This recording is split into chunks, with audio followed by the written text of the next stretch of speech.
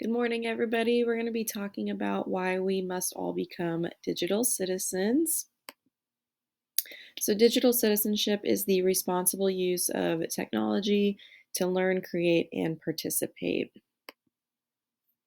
Our why factor is the world is becoming more dependent on the internet every day, and bad digital citizenship is going to lead to cyberbullying, lack of knowledge, or just being responsible in general when it comes to technology. All within the school system, we have experienced cyberbullying. We want to try and knock that down to a lower level, as well as educate our kids to be responsible later on outside of school on what they are sharing and to help prevent them from being hacked. So, some concepts that digital citizenship includes is empathy. It's crucial to understanding how people talk and behave online. Um, Also, the next is how the internet works. The internet is very complicated, it's fast, and it is responsive. Once we click share on something, it is out there and it's going to keep being moved. Understanding our user data.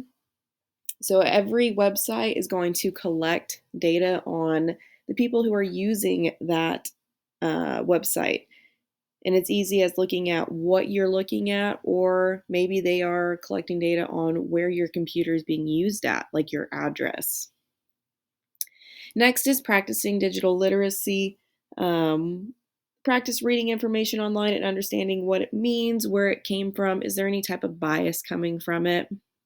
We also need to acknowledge the digital divide, disparity between those who have access to internet and modern tools and those who don't. There is only about 75% of Americans who have internet access currently. Practicing digital awareness, that is going to be refraining from indulging in internet and digital media for responsible amounts of time, encouraging our students to take a break, um, encouraging them, one class period, hey, we're going to be on a yellow when it comes to technology today. Use it as a at your discretion, or we can have it on a red light of you need to put your phone on do not disturb. We do not need any type of distractions. And then lastly, securing our digital devices, keeping our phones and our computers safe, away from hackers to be able to get in easily. Why should we teach digital citizenship? One, it's impossible to hear someone's tone of voice on the internet. So we could be reading something and thinking that they are being very harmful when really they're not. They're just trying to speak their mind. And so we need to be able to make sure that we are teaching them that not everything you read has a bad voice towards it or a good voice towards it. Again, every website's collecting data on the people who visit those websites. We need to make sure our kids understand what clickbait or fake news are. They're not just clicking on something because the topic or the title has interest towards them that leads them into more dangerous types of people who are checking on um, or collecting data on them. Again, 75% of our Americans have internet access. So, really, when they are getting their internet access that is in the school system, we need to be able to teach them these things. And lastly, we want to keep our devices safe again. The curriculum within digital citizenship includes media balance and well being, our privacy and security. How are we keeping those devices and our own privacy settings secure? The digital footprint and identity, reminding students that once you put something out there, it's going to stay out there. So we need to be sharing responsibly. Relationships and communication, not posting harmful things that kind of relates into your cyberbullying and your digital drama, just being positive on the internet, making sure everybody feels welcome, and again, just not being a rude citizen on the internet. And then news and media literacy, just looking at the bias. Where is that article coming from? Can we trust that type of source? I really like this that they compared what you are posting as a digital tattoo. I think that relates to students very well. A digital tattoo is a digital presence that is not easily washed away. Again, we need to reiterate if you are posting harmful things about people, it will be out there forever and it will have your name attached to it. And that can affect our students later on when they're in college. If they are trying to get a job, if they are searched up on the internet, that could show up.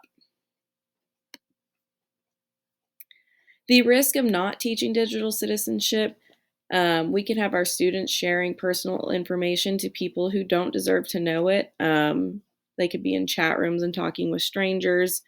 Students are using school technology for cyberbullying. We have seen an increase in cyberbullying in our schools, and we need to make sure that they are not using our devices or even their devices to promote that. Our students could be searching or sending inappropriate images through their technology devices.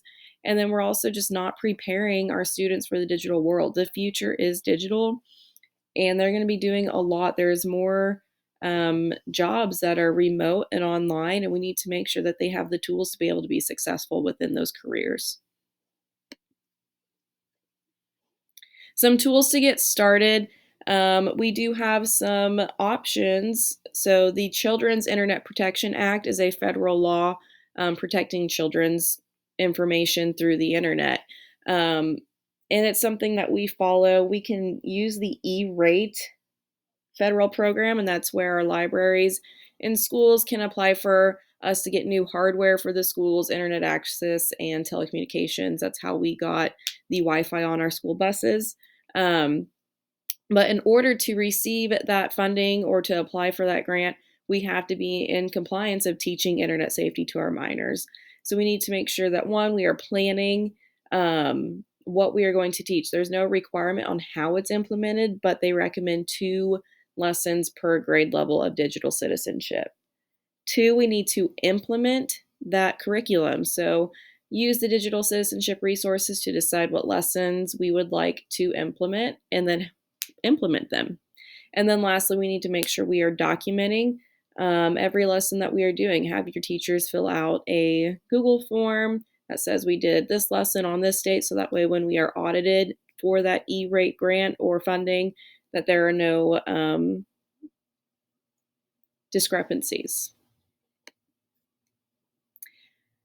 So an extra resource is the READY strategy. R is for remind our students to be mindful of the information they're making public. If they have social media, make it private so only their friends can see it. Make sure that they are filtering their friends. E is for encourage. We want to encourage our students to step away from their phones when they're with friends. They're out of technology relationships are just as important as they're in technology relationships. We want to make sure that we are still able to communicate with our friends when they're with us rather than just staring at our phones the whole time. A is for accountability. That is key. We need to create digital use guides. We need to have them up in our hallways, in our classrooms, and we as teachers need to teach our students how to use the internet properly and then model that. Which is D, demonstrate model good digital citizenship and positive culture. We can implement easy assignments into our everyday curriculum that will help promote positive culture on the internet, having students reply to topics to each other, reviewing presentations online, getting used to sending those appropriate comments. And then yes is the culture of yes. We want to launch digital tools and we want to educate our students instead of just blocking everything so they can't have access to it. They're still going to find a way. Our kids are smart. So let's give them the tools to be smart on the internet rather than just blocking everything so they're doing it behind our backs. So this assignment related to the standard by allowing me to read and reflect on the provided material and then communicate that material to future staff by making this presentation. This assignment will help with the future success of students and staff by giving them the tools to become positive digital citizens and promoting positive school culture. This assignment was relevant to my learning because, as the material has said, we will just continue to move into a more technology-based education system. It is important that we are training our students and our staff digital citizenship and promoting positive online connections and learning. And then as the reflection, as a future administrator, I will make sure that we have a digital citizenship curriculum within our school. Currently, for USD 457, we have the Common Sense curriculum at the middle school level. But even after doing that curriculum, which is usually based on the first 9 weeks of schools when we did it, um, students had technology taken away because of their actions. When we finally went completely one-to-one at the middle school level and every kid had an iPad, they then had email and they were just sending inappropriate emails to each other. So now they can only email teachers, and that went up to the high school level as well. So not only did we only have a problem at the middle school level, but it affected our high school kids because now they can't email classmates on projects. But I do think it's important to incorporate positive internet culture type of assignments into all levels of education instead of just taking away internet privileges. Our entire district is 1-to-1, so from K through 12, our kids have iPads. Um, and so they are using that technology. We need to start this digital citizenship at a younger age. So that way we are fostering those kids into um, really becoming positive digital citizens. We can't just start at the middle school level and expect it to stick. We need to start younger. Because again, when we take away internet privileges, in my classes specifically, when we're talking about skin burns, I wanted them to look up pictures of skin burns, and all the filters on their iPads did not allow them to look at them.